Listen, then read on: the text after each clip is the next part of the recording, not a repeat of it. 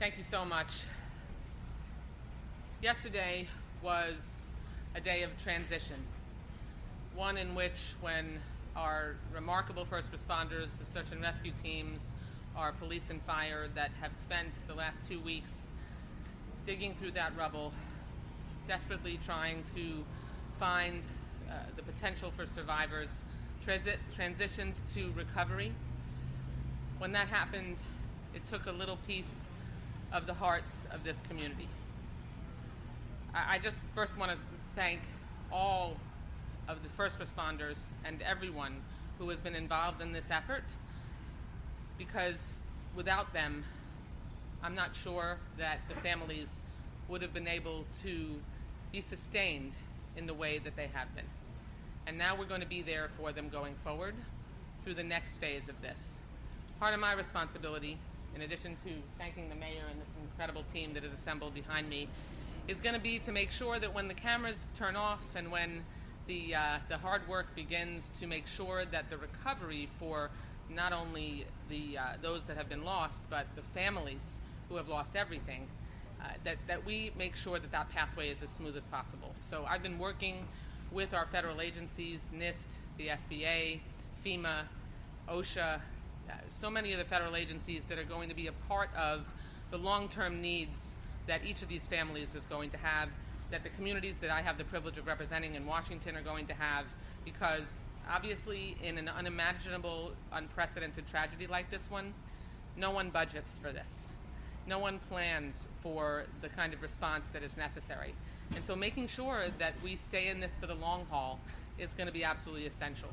And we don't know just what the needs are going to be. Some of them are going to be needs that we can try to accommodate by adding to the federal budget. Some of them may ultimately end up requiring an emergency supplemental appropriations bill. I'm going to be continuing to work with my colleagues here to make those determinations, and also working at the very most personal level with my constituents to see how we can help them just get through the overwhelming bureaucracy that this tragedy has represented. Because imagine being a family who has lost everything, including loved ones, and the devastation that they're trying to climb out of, also having to deal with the bureaucracy that comes with trying to rebuild their lives. That's my job. That's the job of my team, is to help make sure that we can help them, if not ever become whole again, to make sure that we can start to piece back together the shards of their life that have been blown apart.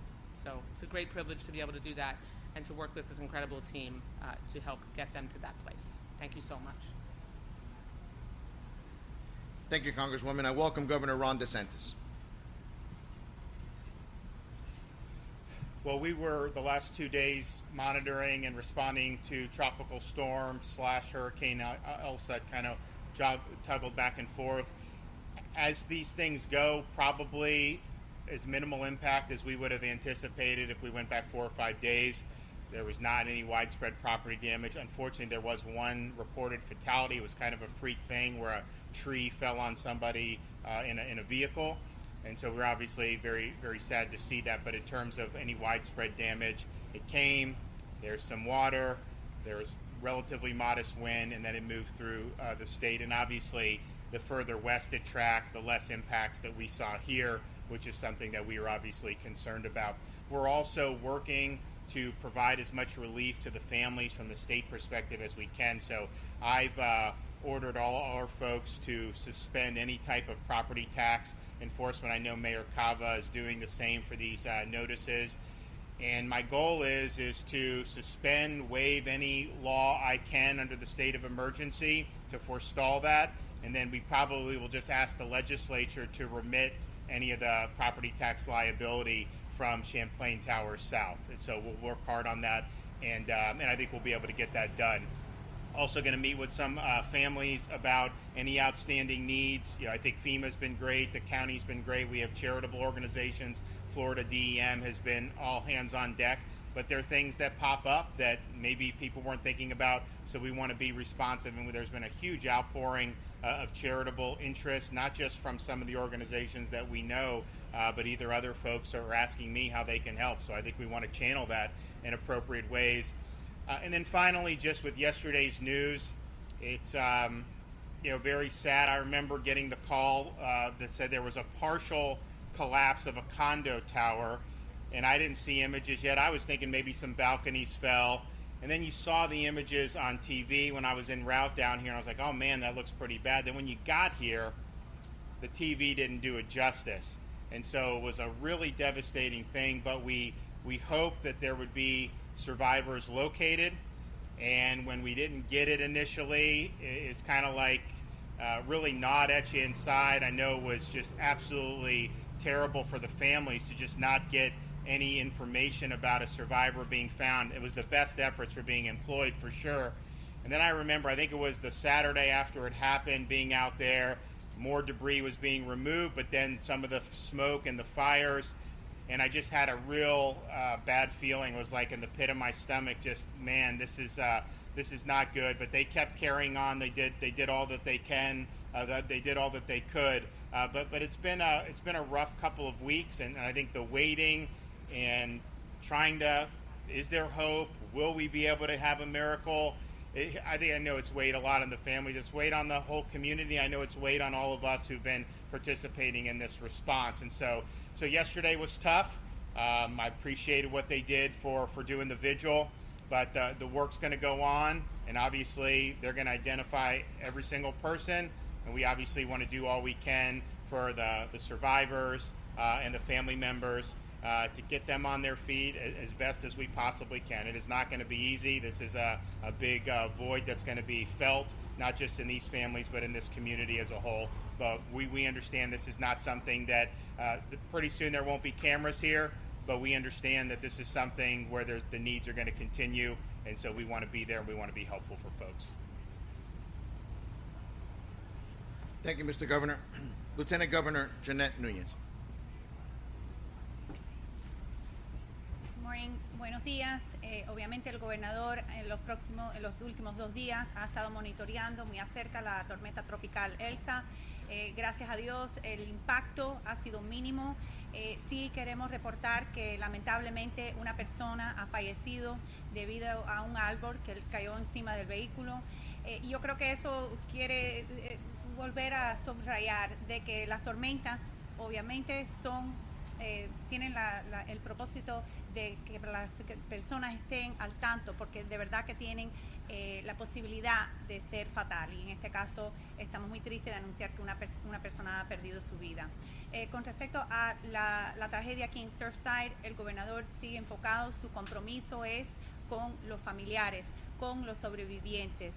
Él ha estado trabajando con el Departamento de Ingresos para pedirles que vayan a suspender cualquier impuesto de propiedad en estos momentos, y tiene la meta de trabajar con la legislatura para ver si esos impuestos se pueden eliminar por total. Eso será una conversación que vamos a tener con la legislatura. Sabemos que la alcaldesa también está teniendo esas conversaciones al nivel local, pero eso es nuestra meta y esperamos poder conseguirla. Sabemos que ayer fue un día muy difícil cuando cambiaron de operación de búsqueda y rescate a búsqueda y recuperación. Es un día muy difícil para todos. Sabemos que esos familiares al inicio del colapso, cuando recibimos información, el gobernador mencionó que lo avisaron temprano en la mañana. Él en camino para acá vio las imágenes en la televisión, pero cuando llegó aquí de verdad fue que pudo entender lo que es la magnitud del desastre, y para nosotros ha sido muy difícil hablar con los familiares, escuchar, sentir su dolor, y queremos reiterar que vamos a estar aquí, vamos a seguir continuando nuestro compromiso. Llegará un punto cuando las cámaras no están aquí, cuando la prensa no está aquí, pero nosotros vamos a continuar hasta que la última persona, la última víctima y los familiares pueden recibir esa información que tan desesperadamente necesitan escuchar. También estamos comprometidos con las organizaciones caritativas, con nuestras agencias estatales, coordinando con las agencias federales para asegurar que la ayuda que van a necesitar, no solo al corto plazo, pero al largo plazo, que el Estado va a estar ahí comprometido con asistir con esa ayuda. Muchas gracias.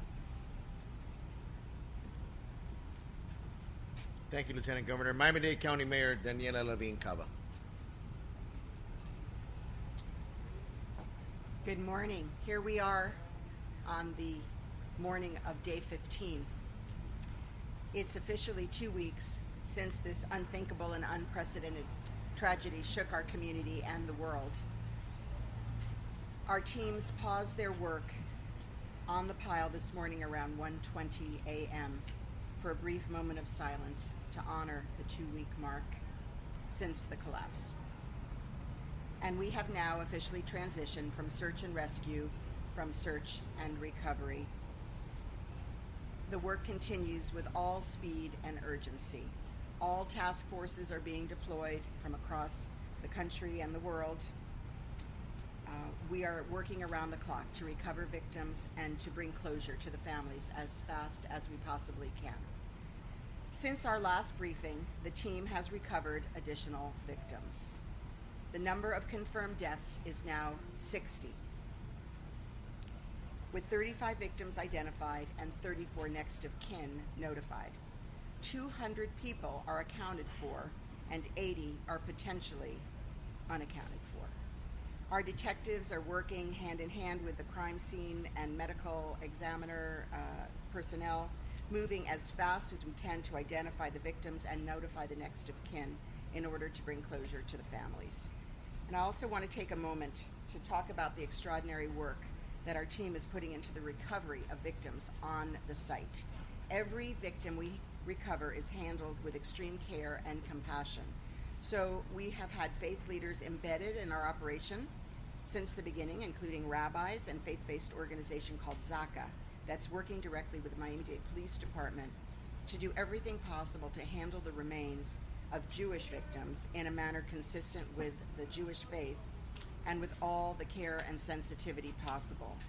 We have a tent designated on site, and when a Jewish body is discovered, a prayer is performed and specific protocols are followed to honor both the faith traditions and the integrity of the investigation.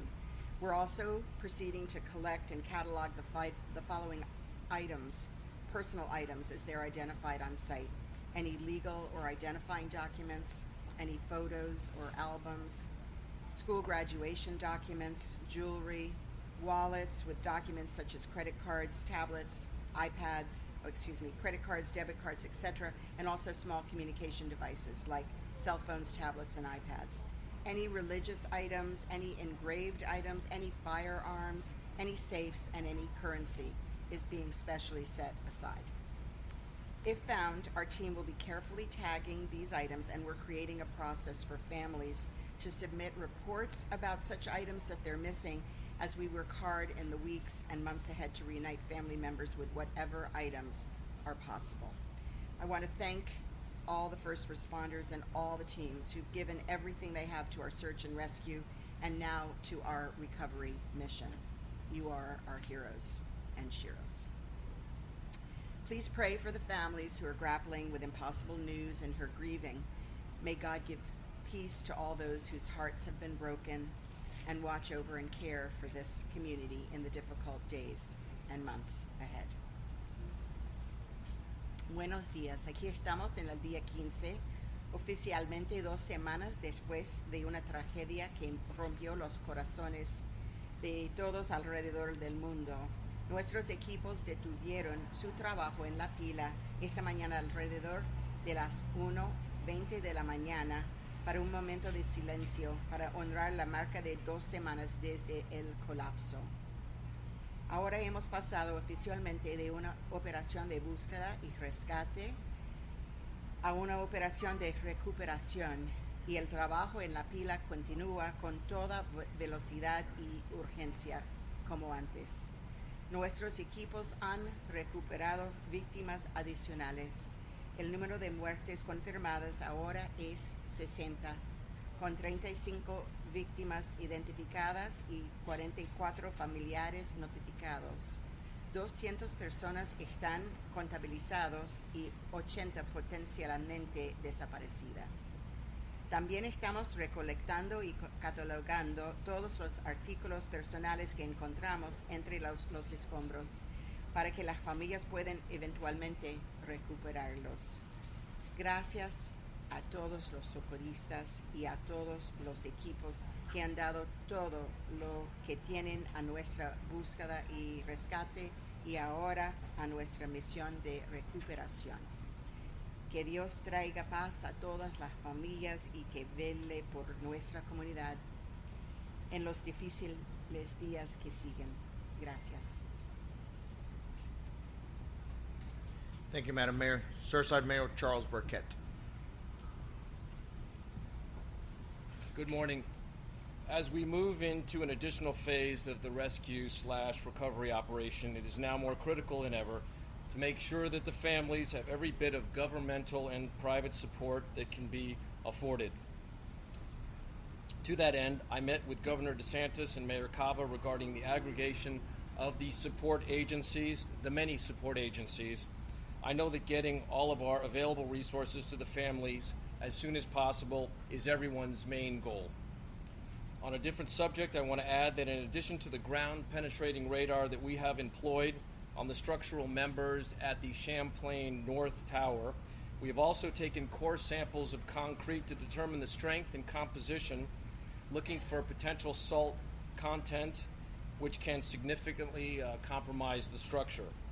Lastly, I want to express my heartfelt thanks from Surfside and all of our residents to President Biden, Senators Scott and Rubio, Governor DeSantis, Debbie Wasserman Schultz, Senator Pizzo for the incredible support and dedicated support and consistent support that they have provided to this town and our families in this rescue effort.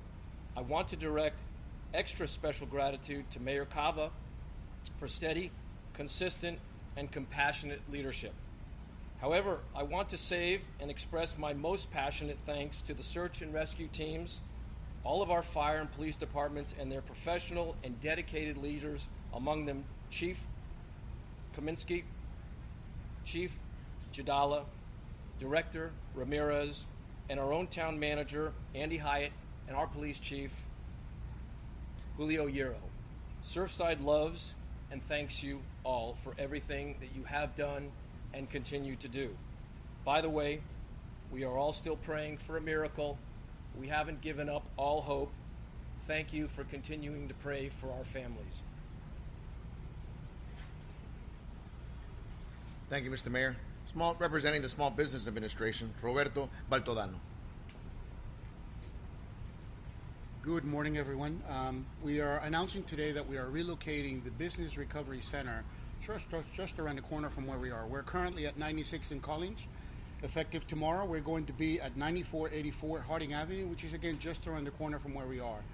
Any individual who is unable to visit us either at the Family Assistance Center and or at the Business Recovery Center can visit us online at sba.gov/disaster or give us a call at 1-800-659-2955. Y ahora en español.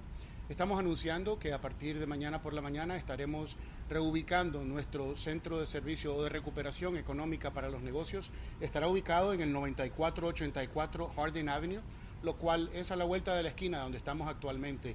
Cualquier individuo, persona o negocio que no pueda visitarnos, así sea en el centro familiar o en el centro de recuperación empresarial, nos puede visitar en sba.gov/desastre o llamarnos al 1-800-659-2955. Thank you. Gracias. Thank you, Roberto. And our Creole translator, Leonel Letterbourg. Mesdames et messieurs, bonjour. Aujourd'hui, nous avons le 15e jour depuis l'accident arrivé. Et à 1h20 matin, il y a une pause qui était faite. C'est une pause de silence en honneur de Mounsayo qui était victime dans le moment de tragédie. Recherche continuait et nous passer de stade côté nous était passé à recherche et sauvetage pour nous arriver à recherche et récupération. Il y a une autre victime qui a été jointe. Nous passons à 60 victimes que nous découvrons et nous connaissons que nous avons vérifié et que nous mourons. Il y a 34 là-dedans que nous identifiés déjà. Il y a 200 que nous connaissons qui sont réellement vivants et il y a 80 que nous pouvons trouver. Recherche continue à faire pour vérifier que 80 ça effectivement c'était le monde qui était dans le building. Nous t'avons dit on bagay pour SBA parce que SBA c'est organisme état ici qui a bay moun opportunité pour gagner l'argent à bon taux d'intérêt. M'a ba nous deux informations sur lui. C'est sba.gov/disaster et au capable tout prendre téléphone ou relais 1-800-659-2955. Merci. Thank you, Lionel. And as usual, as we've been as transparent as possible answering all the questions to you, unfortunately, the mayor has a really tight deadline to be at the Board of County Commissioners within the next 30 minutes. So we're going to allow one question, and then they'll have to leave.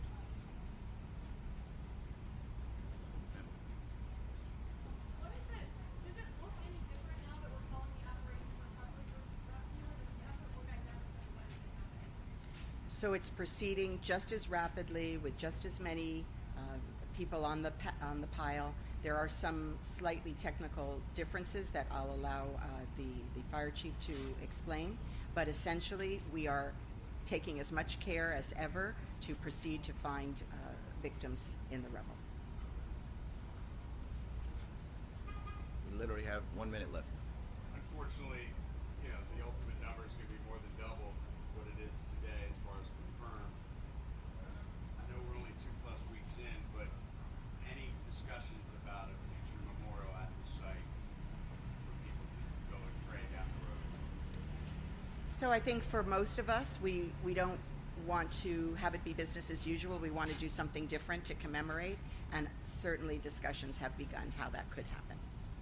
Thank you, folks. I appreciate it. 5:30 is the next briefing time. Same place, 5:30.